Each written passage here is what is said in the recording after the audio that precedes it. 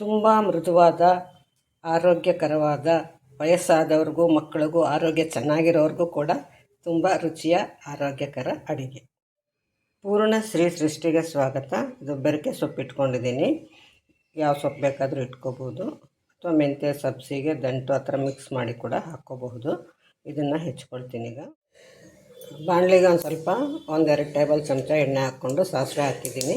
ಅದು ಇವಾಗ ಚಿಟಗುಟ್ಟಿದೆ. ಇದಕ್ಕೆ ಒಂದೇ ಒಂದು ಹಸಿಮೆಣಸಿನ್ಕಾಯಿ ಹಾಕ್ಕೊಂಡು ಈ ಹೆಚ್ಚಿರೋ ಸೊಪ್ಪನ್ನು ಹಾಕೋಣ. ಇದನ್ನು ಸ್ವಲ್ಪ ಮಗ್ಗಿಸ್ಕೋಬೇಕು. ಇವಾಗ ಇದು ಆಗಿದೆ. ಹುಳಿ ಸೊಪ್ಪು ಸ್ವಲ್ಪ ಇತ್ತು, ಅದೆಲ್ಲ ಸ್ವಲ್ಪ ಬಾಣಲಿಗೆ ಮೆತ್ಕೊಂಡಿದೆ. ಇದು ತೇವ ಸೊಪ್ಪು ಹಾಕ್ಕೊಂಡಿದ್ರೂ ಮುದ್ದೆ ಆದರೂ ಪರವಾಗಿಲ್ಲ ಇದಕ್ಕೆ ಅಂತ ಹಾಕ್ಕೊಂಡಿದ್ದೀನಿ. ಇದಕ್ಕೊಂದು ಸ್ವಲ್ಪ ಚಾಟ್ ಮಸಾಲ ಹಾಕಿ ಇಳಿಸೋಣ. ಒಲೆ ಆರಿಸ್ತೀನಿ. ಈಗ ಒಂದ್ಸರಿ ಕಲಸಿ ಇಳಿಸೋಣ. ಇದಕ್ಕೆ ಒಂದು ಸ್ವಲ್ಪ 1/4 ಚಮಚ ಅಷ್ಟು ಮೆಣಸು ಪುಡಿ ಹಾಕ್ತಾಯಿದ್ದೀನಿ. ಒಂದು ಅಕ್ಕಿ ತರಿಗೆ, ಹಸಿ ಅಕ್ಕಿ ತರಿ ಒಂದಕ್ಕೆ 1.5 ನೀರಿನಂಗೆ ಹಾಕಿಟ್ಕೊಂಡಿದ್ದೀನಿ. ಇದಕ್ಕೆ ಉಪ್ಪು ಹಾಕ್ಕೊಳ್ತೀನಿ. ಇದನ್ನು ಕುದಿಸ್ಬೇಕು. ನೀರು ಕುದೀತಾ ಇದೆ. ಒಂದು ಪಾವ್ನಷ್ಟು ಅಕ್ಕಿ ತರಿ ತೊಗೊಂಡಿದ್ದೀನಿ. ಒಂದಕ್ಕೆ 3 ನೀರು ಹಾಕ್ಕೊಂಡಿದ್ದೀವಿ ನಾವು. ಇದನ್ನು ಸ್ವಲ್ಪ ಮಧ್ಯೆ ಕಲಸಿ ಒಂದು 5 ನಿಮಿಷದೊಳಗೆ ಬೆಂದುಬಿಡುತ್ತೆ. ಇದಕ್ಕೆ ಉಪ್ಪೊಂದೇ ಹಾಕಿದ್ರೆ ಸಾಕು, ಇನ್ನೇನು ಹಾಕೋದು ಬೇಡ.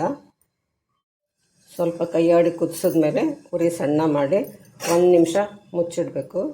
ಒಲೆ ಹಾಗೇ ಇದೆ, ಆರಿಸಿಲ್ಲ.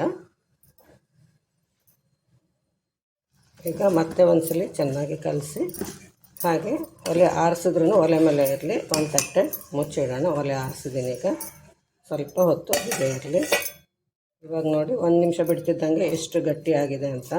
ಇದಕ್ಕೆ ನಾವು ಹುರಿದಿಟ್ಕೊಂಡಿದ್ವಲ್ಲ ಸೊಪ್ಪು, ಇದನ್ನೆಲ್ಲ ಹಾಕಿ ಬೆರೆಸ್ಕೊಳ್ಳೋಣ. ನೋಡಿ ಬೆರೆಸಿದ್ದಾಗಿದೆ. ಈಗ ಬಿಸಿ ಸ್ವಲ್ಪ ಕಮ್ಮಿ ಆಗೋವರೆಗೂ ಮುಚ್ಚಿಡೋಣ. ಇವಾಗ ದೋಸೆ ಹೆಂಚುಕಾಯಿ ಇಟ್ಟಿದ್ದೀನಿ. ಈ ಥರ ನಿಮಗೆ ಇಷ್ಟು ದೊಡ್ಡದಾಗೂ ಮಾಡ್ಕೋಬಹುದು, ಇನ್ನೂ ಸ್ವಲ್ಪ ಚಿಕ್ಕದಾಗಿ ಇನ್ನೂ ತೆಳ್ಳಗೆ ಕೂಡ ಮಾಡ್ಕೋಬೋದು, ಇನ್ನೂ ದೊಡ್ಡದಾಗೂ ಮಾಡ್ಕೋಬಹುದು, ನಿಮ್ಮಿಷ್ಟ. ಇದನ್ನು ಇವಾಗ ದಪ್ಪ ಹೆಂಚು ಯಾವುದಾದ್ರೂ ಆಗಲಿ ಅದರಲ್ಲಿ 2 ಕಡೆ ಎಣ್ಣೆ ಹಾಕಿ ಸುಡಬೇಕು. ಇದು ಬೆಳಗ್ಗೆ ಮಧ್ಯಾಹ್ನ ರಾತ್ರಿ ಯಾವಾಗ ಬೇಕಾದರೂ ತಿನ್ನೋಕ್ಕೆ ಚೆನ್ನಾಗಿರುತ್ತೆ, ಮತ್ತು ರುಚಿನೂ ಚೆನ್ನಾಗಿರುತ್ತೆ. ನಮಗೆ ಸೊಪ್ಪು ಸೇರಿ ಒಳ್ಳೆಯದು. ಇನ್ನೂ ಜಾಸ್ತಿ ಸೊಪ್ಪು ಬೇಕಿದ್ರೂ ಹಾಕ್ಕೋಬಹುದು. ನಾನು ಇನ್ನೂ ತರಿ ಕಮ್ಮಿ ಹಾಕ್ಕೊಳ್ಳೋಣ ಅಂದ್ಕೊಂಡು ಲಾಸ್ಟ್ ಮೂಮೆಂಟಲ್ಲಿ ಜಾಸ್ತಿ ಹಾಕ್ಕೊಂಡೆ, ಅದರಿಂದ ಸೊಪ್ಪು ಕಮ್ಮಿ ಕಾಣಿಸ್ತಿದೆ. ಮತ್ತು ಆರೋಗ್ಯಕ್ಕೂ ತುಂಬ ಒಳ್ಳೆಯದು, ರುಚಿನೂ ತುಂಬ ಚೆನ್ನಾಗಿರುತ್ತೆ. ಇದಕ್ಕೆ ಒಂದು ಸ್ವಲ್ಪ ಕೆಳಗಡೆ ಈ ಭಾಗಕ್ಕೆ ಎಣ್ಣೆ ಹಾಕ್ಕೊಂಡ್ಬಿಟ್ಟು ಈಗ ಇಟ್ಟರೆ ಚೆನ್ನಾಗಿರುತ್ತೆ.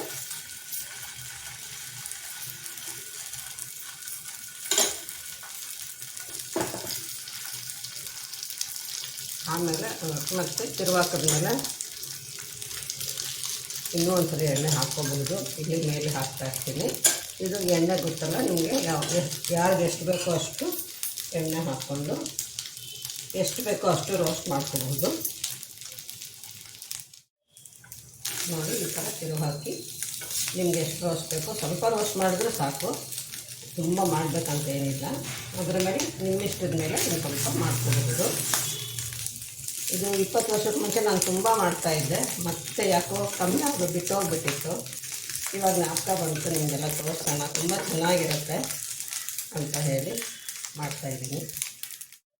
ಅಕ್ಕಿ ತರಿ ಮತ್ತು ಸೊಪ್ಪಿನ ಟಿಕ್ಕಿ ತುಪ್ಪ ಅಥವಾ ಬೆಣ್ಣೆ ಜೊತೆ ತಿಂದರೆ ಇನ್ನೂ ರುಚಿ ಹೆಚ್ಚು ಅಂತ ಗೊತ್ತೇ ಇದೆಯಲ್ಲ ನಿಮಗೆ.